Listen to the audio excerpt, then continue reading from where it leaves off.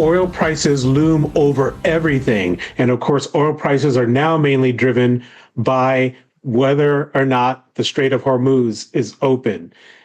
The threat has come from a war against Iran led by the US and Israel.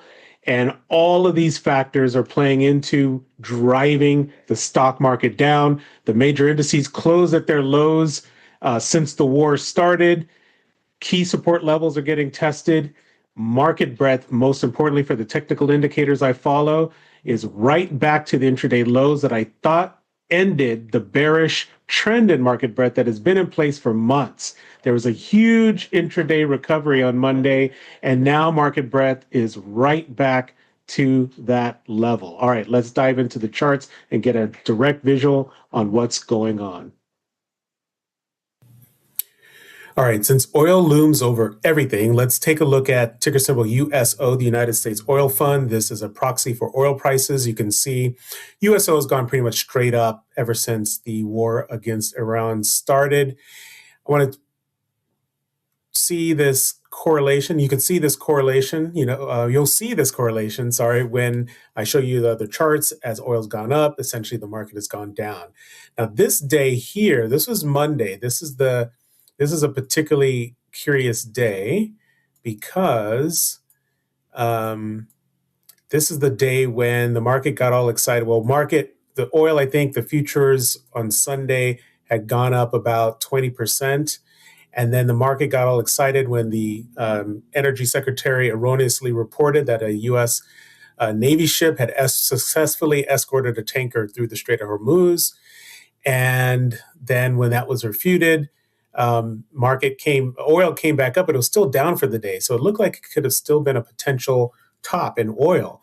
But for the rest of the week, you can see that oil just kept creeping up and up and up and up. And I'll show you a quick line here, just straight up, right? So that's the trend line. And that trend line has yet to break. And it's going to be important for this trend line to break for the prospects of the stock market to change, given that it seems oil looms over everything. Now, what has been the result of that? Let's take a look at Swing Trade Bot, my favorite stock scanning tool. You can see the short-term trend and the midterm trends are all down for all the indices, even though the long term is still up. So the bulls have to be clinging to the overall longer term trend. Now, what's most worrying for me from a technical standpoint is that we've now gone from some bullish signals to pretty much all bearish signals. The lower Bollinger Band walk is the particularly concerning one. This basically understand this to be that stocks are going straight down. I mean, that's basically what that means. And this is basically across the market. And we know this is across the market because when I go to market breadth, the percentage of stocks trading above their 50-day moving averages, what I like to call AT50 for above the 50. Look at this. The bearish downtrend in market breadth has persisted. I'll just show a quick line for that again.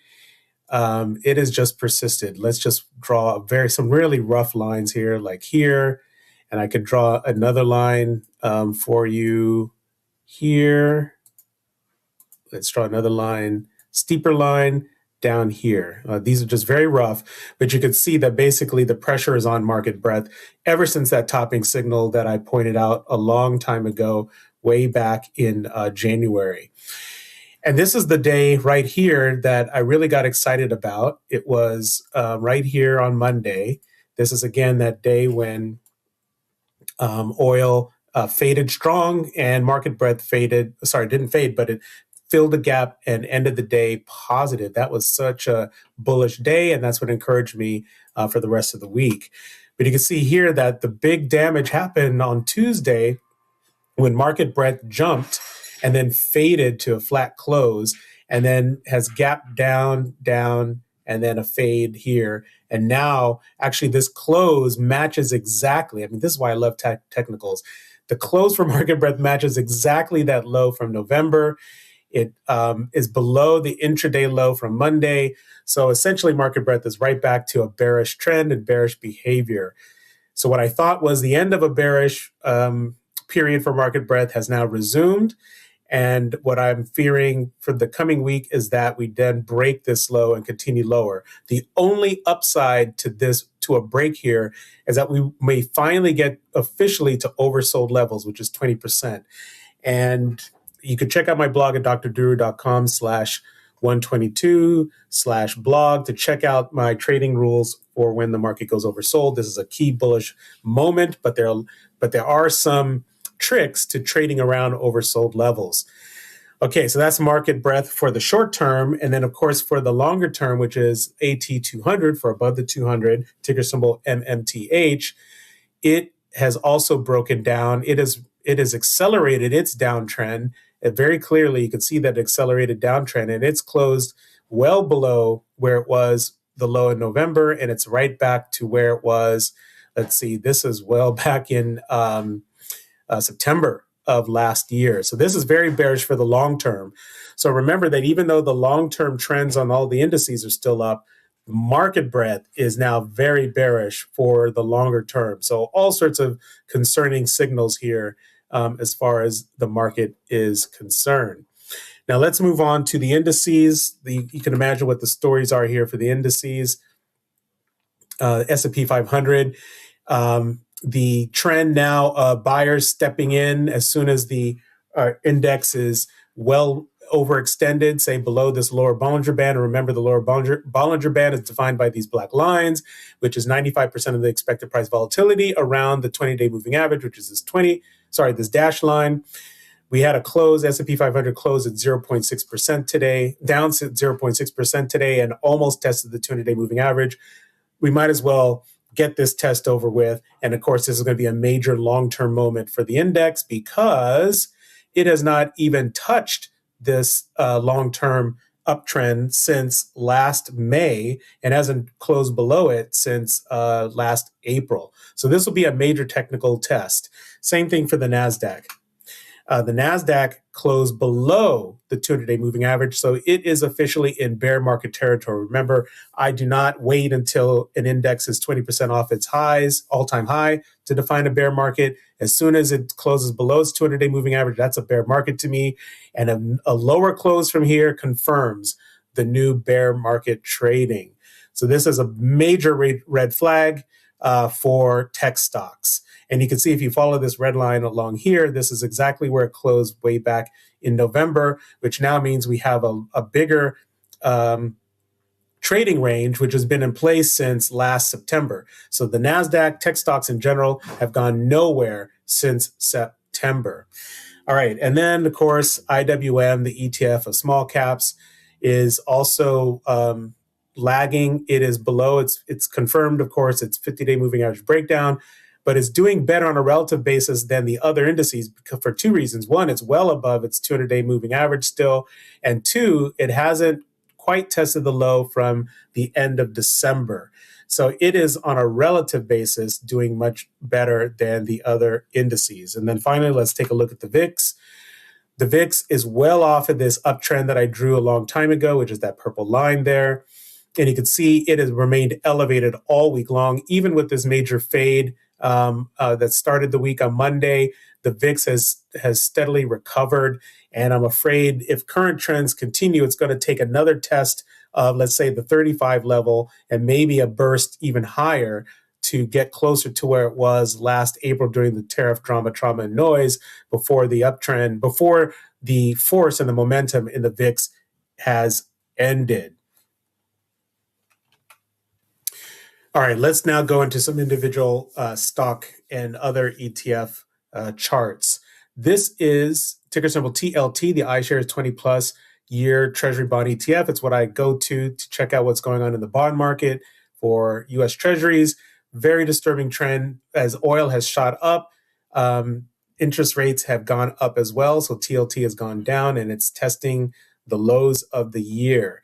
Now, this is happening for many reasons, but let's just say that the inflation threat now from oil soaring is forcing the bond market to sell off bonds in anticipation of higher inflation rates, as well as a removal of expectations of the Fed cutting rates.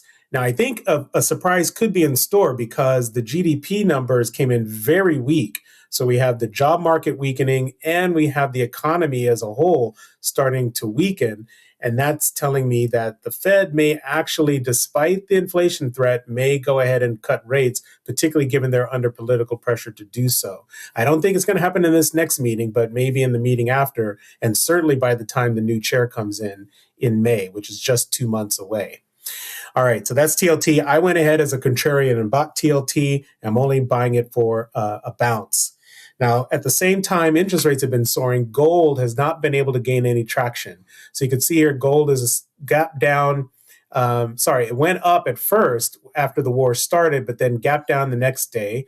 Let me go ahead and draw the circle there. So this is the gap up on Monday. Gap up here on Monday, and then down here is where it gapped down, and you can see overall that gold has gone almost nowhere for the month.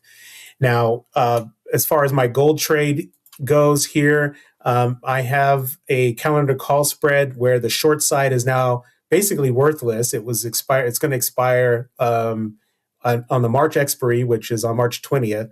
And I went ahead and closed that out. And now I'm just long an April 500 call option. I'm just barely ahead overall in the trade. If those of you may remember, I sold a put somewhere down here when gold had that big plunge.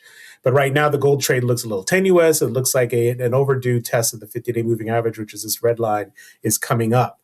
Now, there's another implication here for commodities, which is you would think that with oil going up, commodities would go up too, except that oil is a major input for a lot of commodity extraction. So BHP Group Limited, ticker symbol BHP, has been going down all month. I finally got stopped out of my position because of this breakdown below the 50-day moving average. Put a circle here again. You can see it broke down here below the 50-day moving average. And just my rules, risk management is now paramount given these war-driven impacts. And I went ahead and reserved the remainder of my profits. Now, if oil starts to come back in, I expect commodity stocks like BHP to jump right back up. We can see this also in Rio Tinto, iron ore producer. I gave it a chance. It broke down earlier in the week from its 50-day moving average. I gave it a chance, and then this followed through, forced me to go ahead and also lock in this position and take profits. It's confirmed bearish with 2 consecutive closes below the 50-day moving average. I had already taken profits on Freeport-McMoRan, which is a copper producer, ticker symbol FCX, and that profit looks timely now. But I am eager to get back into all of these commodity plays because I think my fundamental thesis remains intact that commodities are going to run hot as governments, particularly the U.S., try to run their economies hot. And an interest rate cut would definitely be one of those things to do that. All right. Another big impact, of course, of higher oil prices is it takes money away from consumer pockets. XRT, which is the Street Spider S&P Retail ETF, has been down all month, and it is now closed at prices it last saw in November. I mean, this is pretty basic, pretty simple. Broke down below the 200-day moving average. Some of you may recall I tried to get cute last month buying an XRT call option. That of course blew up right in my face. And now some other retail stories that are interesting. Dollar General, which should do well in a recession, it actually broke down. Dollar General, ticker symbol DG, broke down, lost 6% post earnings. It is now in bearish territory below its 50-day moving average. I think the momentum will carry it into a test of its 200-day moving average, which is this blue line. Another interesting retail story was Kohl's Corporation, ticker symbol KSS. I think it was up as much as 13% after reported earnings, but then faders came in and you could see that KSS has just gone straight down, has maintained a straight down trend right there. And this stock is also interesting. This department store stock, it's a retail stock, is also interesting because it was a big meme stock way back last summer. And now where it's trading is right back into the middle of actually below where it got really hot during that meme craze. So it looks like a full reversal is on the way for Kohl's, ticker symbol KSS. Then we have Nike, which I have constantly used as a warning as to why it's dangerous to try to play around with downtrends.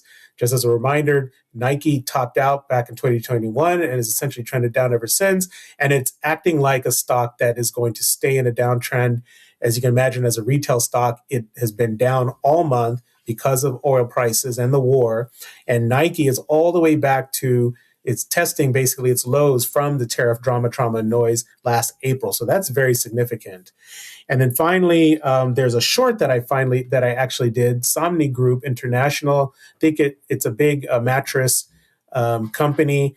It's broken below its 200-day moving average, so it is in bearish territory. I'm starting to look, even though we're close to oversold in the market based on market breadth, I'm starting to look at a few select shorts just as ways to profit for the remainder of the trip down to oversold conditions. These also serve as small hedges against my bullish position. So this is ticker symbol SGI, and it's trading now at levels last seen way back in August of last year. Now, of course, I have to cover my AI story. I haven't covered this ETF in a long time, but this is my core AI-related trade. It's an ETF, the Robo Global Artificial Intelligence ETF, ticker symbol THNQ. I like this ETF because I don't have to worry about company-specific issues. And as you can see, it topped out in October and has really gone nowhere ever since. It's basically in a large trading range that is largely defined, of course, by NVIDIA's trading range. So it hasn't gone anywhere since September. This is why in my previous post, I said that the AI trade has topped out. I don't mean that the AI trade is overall bearish, but it looks like there's not much upside to expect for some time to come in these AI-related trades. One clear exception was Vertiv Holdings, ticker symbol VRT. I did a short video on its inclusion into the S&P 500. And you can see here that it is still just off its all-time high. It's my favorite individual AI play, and it looks pretty good still, but I'm not too hopeful that it's going to hold against my stopping criteria, which would be below the open of where the news dropped of its S&P 500 edition. So unfortunately, I'm anticipating having to close this position out. It's been my best performing position since I think last summer I started to accumulate shares. All right, let's move on to software. Another key area that I've been looking at. This is ticker symbol IGV, iShares Expanded Tech Software Sector ETF. As I expected, it's been cooling off since this nice V run. Actually, let's just clear ahead of this high volume, trading volume bars. And you can see that it is now finally cooling off of this nice this rally from the bottom. It's an oversold rally. This is not unusual. It's pretty much expected. I'm not concerned yet. I think this bottom will hold, but it's very possible that eventually, because the AI panic is so strong and the fear of software stocks is so strong, it won't be surprising if we get one more test of this bottom. But we'll see what happens. But as long as it stays below the 50-day moving average of this red line, IGV is going to be somewhat in trouble. Now, Domo, which is a analytics platform. Software platform for analytics, had a huge, big post earnings open. It was up about 35%. Again, I posted a short on this. It's not surprising to me that sellers step right in to take profits, because I said that after the company said it's exploring strategic alternatives, Domo became now a holding where I'm looking for the exit. I was tempted to take the exit on that 35% gain, but I decided to hold. And, I have to roll with the punches. It's almost completely reversed its gap higher from earnings. Again, let me just put a quick circle here so you can see what I'm talking about. It's almost completely reversed that. But today's outperformance, it was up 1.7%, suggests that maybe buyers are going to step back in. So, I'll be hopeful that a rebound can eventually take Domo higher than that as the company explores strategic alternatives, which should include a takeout, a buyout. Here's Workday. Here's one of the few software stocks that I did take profits on in the last rally. Again, because I was anticipating some cool off, I wanted to lock in some profits. That turned out to be timely. Workday sold off for the entire week. This is ticker symbol WDAY, and now it's back into a position where I want to buy. Just as a reminder, Workday had a nice 2.2% gain after reporting earnings. After hours is actually down. So I think of this area here. Again, let me just put a circle around here. I think of this area here as a bottom for Workday. If it breaks this low, then of course that would be a freshly bearish signal for Workday. All right, and the last software stock is Wix. This one is a big surprise to me. I have no position in this one. This is ticker symbol WIX. It's a web platform. They're really big on rolling out AI features to help their web publishers and creators. And it looks like whatever they're doing is working. The stock jumped 10.9%. Despite this cool down period here, the stock has maintained its 50-day moving average support. So it's possible this bullish breakout is going to hold and Wix will start a bearish to bullish reversal. This is not the kind of stock I expected to survive the AI panic and the SaaS apocalypse. I like to pronounce it SaaS apocalypse. I like the way it sounds rather than SaaS apocalypse. The SaaS apocalypse has a nice ring to it. But anyway, like I said, Wix is actually pretty encouraging. And if it can test 50-day moving average, here is ticker symbol XLF, the State Street Financial Select Sector Spider ETF. This is for financials. Looming in the background is the sell-off that's been going on with financials. Looming overhead is oil, but this has me even more concerned. Let me just remind you what's going on here. It's been trending down since it hit an all-time high back in December. The sell-off has been accelerating. You can see it from this point. And there's all sorts of problems going on with financials, the biggest one being private credit. And and insurance companies, I think, have been hit as well. Private credit has been a big concern and a lot of liquidations or people requesting withdrawals and limits. On and on it goes. You can study up on that yourself because I've been hearing people in the industry say that's all overblown. It's just a panic. I'm not so sure what's going on. I just see the technicals. Financials are down. Like I say, it's hard to be bullish when financials are bearish. And it's hard, of course, to be bearish when financials are bullish. And right now, financials are bearish. Let me just pull back here and you can see what I'm talking about.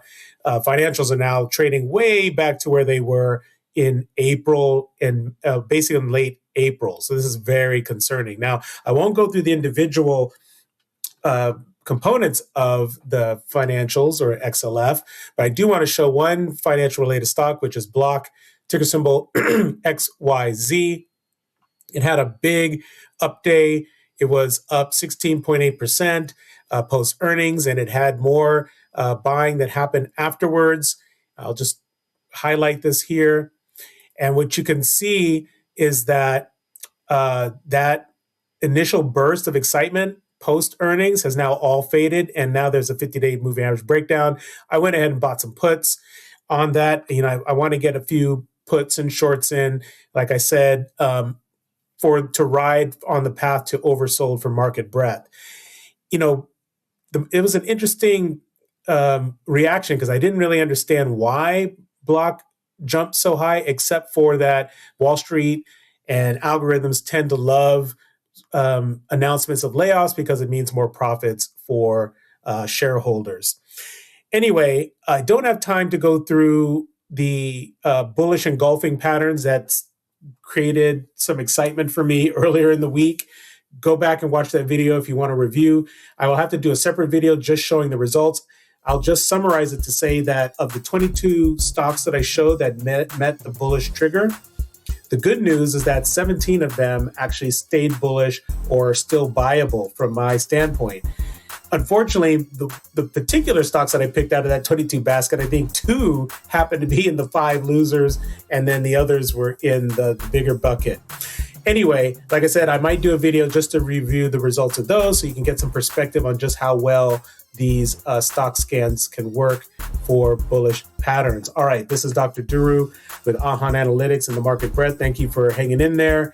As always, please share and like this content so the algorithm knows what's up. If you have some questions or feedback, you can put them down below. And as always, consider subscribing to this channel so you can get updates on the latest content. Thanks for hanging out this long, and I will check you out later. Stay safe. be careful and keep that risk management going. And remember that this is for educational purposes. Trade and invest with your own risk tolerance and